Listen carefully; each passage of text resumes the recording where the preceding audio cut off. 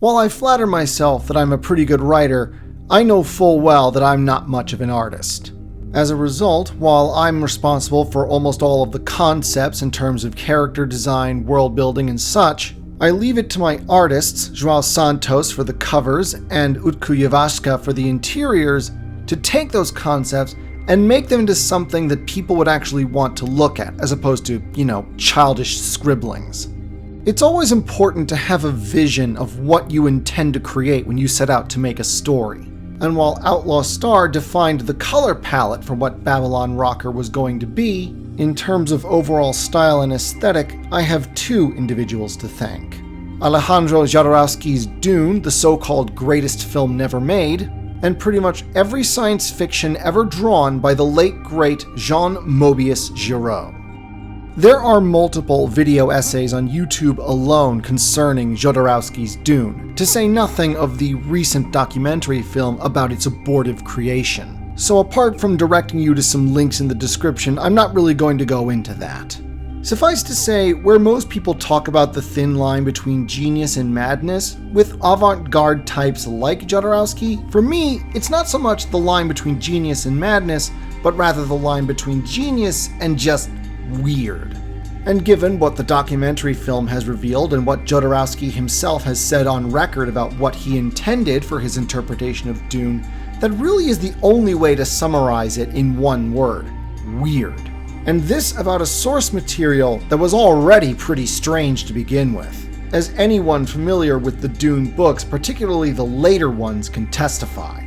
When the financial backing for Jodorowsky's Dune dried up, the man did not abandon the ideas and concepts he had in mind for that film. Instead, he would incorporate them into a fairly well-known comic series in Europe known as the Incal, as well as its spin-off, the Metabaron series, both of which at times he employed the artistic talents of Jean Giraud, better known as Moebius, arguably one of the greatest French comic artists of modern times.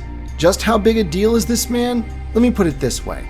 Anyone familiar with American comics or superhero comics particularly knows the name of the late lamented Stan Lee. Well, sometime around 1988, Stan Lee and Moebius had arranged to collaborate on a Silver Surfer comic for the Marvel imprint Epic Comics. Moebius had been a long-time fan of Stan Lee and was incredibly nervous about meeting him for the first time, only to discover on that fateful day that Stan Lee was himself just as nervous about meeting his idol, the great Moebius. Thus, this first meeting between two comic book legends can best be summarized as a mutual "I am your biggest fan" moment.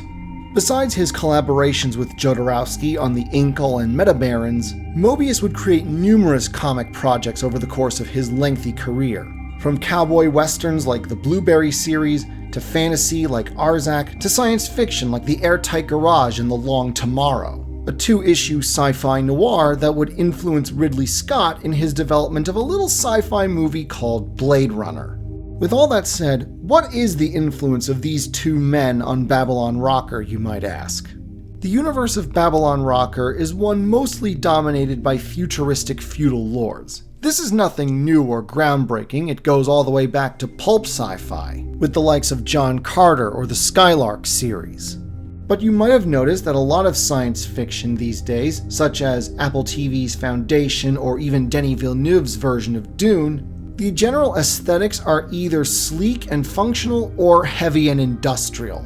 I've nothing against that sort of thing, but when I think of words like aristocrats in space or neo-feudalism, I think ornate and stylized, which is the look of most Moebius sci-fi comics, and the look that Jodorowsky was aiming for when he tried to make his version of Dune. From buildings to outfits to ship designs, practicality always took a back seat to sheer, self-indulgent style. And that's the kind of look that I wish to aim for in Babylon Rocker.